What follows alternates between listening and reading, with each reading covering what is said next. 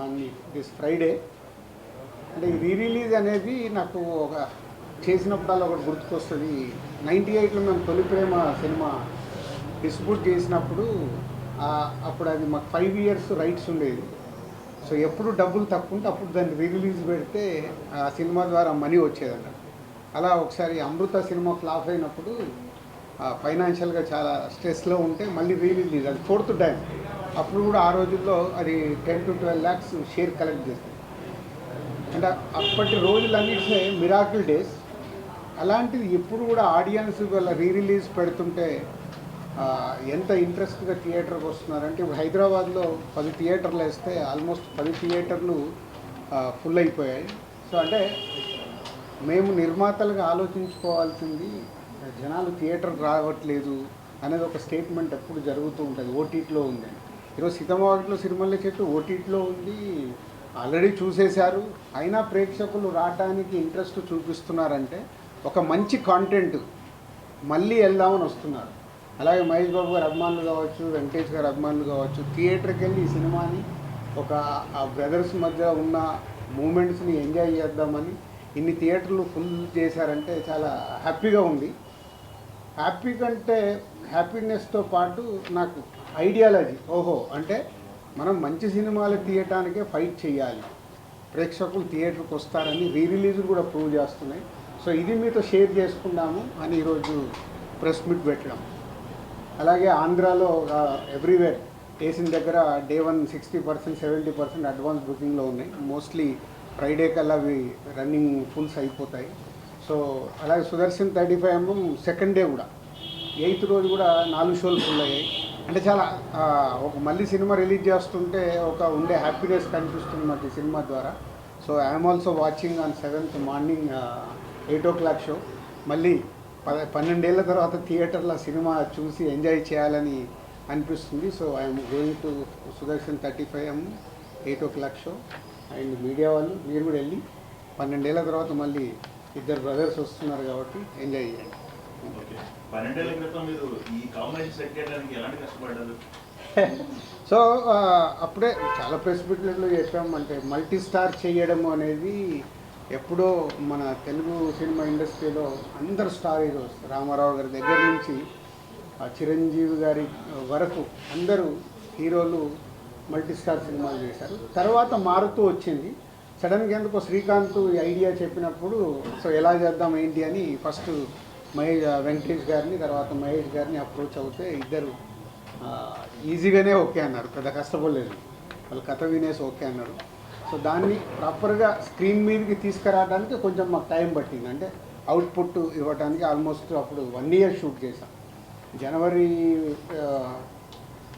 2012 జనవరిలో మొదలు పెడితే 2013 సంక్రాంతికి రిలీజ్ చేసాం. అంటే ఆల్మోస్ట్ 1 year జర్నీ అది షూటింగ్ ప్రాసెస్. ఇద్దరు కాబట్టి అన్నీ బ్యాలెన్స్ చేయాలి, అన్నీ చూడాలి, ఆ బ్యూటిఫుల్ మూమెంట్స్ వర్క్ అవ్వాలి. కాబట్టి ఈరోజు ఇవాళ రీ రిలీజ్ కూడా అంతా వాల్యూ.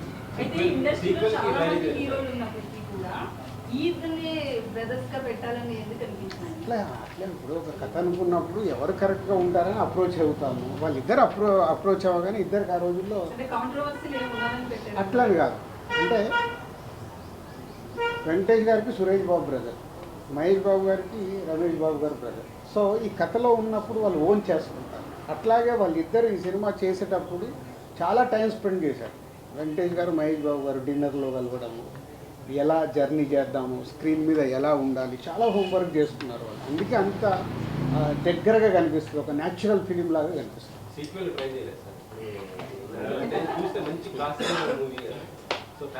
ఇప్పుడు నువ్వు సినిమా చూసావు, మళ్ళీ 7th రోజు చూడు, దాంట్లోకి ఏదైనా ఐడియా దొరికితే వచ్చి చెప్పు. ఊరికే కథ చెప్తా అంటావు కదా, ఆఫరిస్తున్నా. సీతమ్మ వాకిట్లో సిరిమల్లె చెట్టు ఎలా చెయ్యొచ్చు సీక్వెల్ తీసుకొనిరా, నేను రెడీ. అందరు క్యారెక్టర్లలో ఉంటాయి, దొరుకుతుంది. దొరికిందనుకో తప్పే లేదు. ఏమో టర్నింగ్ పాయింట్ అదేనేమో, అందుకే రీ రిలీజ్ అవుతుందేమో. ట్రై చాలా లాంగ్ గ్యాప్ తర్వాతకి మల్టీ స్టార్ తీశారు. కానీ అప్పట్లో వచ్చిన టాక్ అవన్నీ అయితే మంచి పేరు వచ్చింది, మంచి సినిమా తీశారనే ఇది వచ్చింది. కమర్షియల్గా అప్పుడు అంత పే చేయలేదు మీకు అనేది ఒక టాక్. దాని గురించి ఇప్పుడు మాట్లాడుకోవచ్చు ఏం కాదు. కాదు కాదు, మీరు ఎట్లుంటుందంటే మీ మీడియా వాళ్ళది మాకు డబ్బులు మిగిలిన సినిమాలేమో ఇలా మాట్లాడతారు. సీతమ్మ వాకిట్లో సిరిమల్ల చెట్లు ప్రొడ్యూసర్కి నాకు డబ్బు మిగిలింది, సినిమాకు ఉన్న ప్రతి డిస్ట్రిబ్యూటర్కు డబ్బు మిగిలింది. అంటే అప్పట్లో ఉన్న టాక్ మంచి పేరు వచ్చింది, పెద్ద హీరోలను పెట్టి సినిమా తీశారు, అంత బాగుంది. కానీ కమర్షియల్గా అంత ఫేక్ కావాలి. మళ్ళీ అదే చెప్తున్నా లక్ష్మణ, 12 ఏళ్ళ తర్వాత నేను మాట్లాడుతున్నా. డే 1 మీలాంటి వాళ్ళు అంటే నేను అందరినీ కలపట్లేదు, అద్భుతంగా ఉంది అని మార్నింగ్ షో అయిపోయి చెప్పిన మీడియా వాళ్ళు ఉన్నారు. అబ్బా 2 హీరోల్ని పెట్టుకొని ఏందండి ఇలా తీశారు, ఇంకా మేము ఏదో ఎక్స్పెక్ట్ చేసాము. అది మీరు ఎక్స్పెక్ట్ చేశారు, మా తప్పు ఎందుకు అవుతుంది? అడుగుతున్నా అది ఒక్కొక్క థియేటర్ ఫుల్ అవుతున్నా కొద్దీ పెంచుతూ ఉన్నారు. ఇవాళ వెడ్నెస్డే కదా, ఫుల్ అయినా కొద్దీ అందరూ మెల్లిగా 10 స్క్రీన్స్కి వచ్చినాయి, అన్ని ఫుల్స్ అయ్యాయి.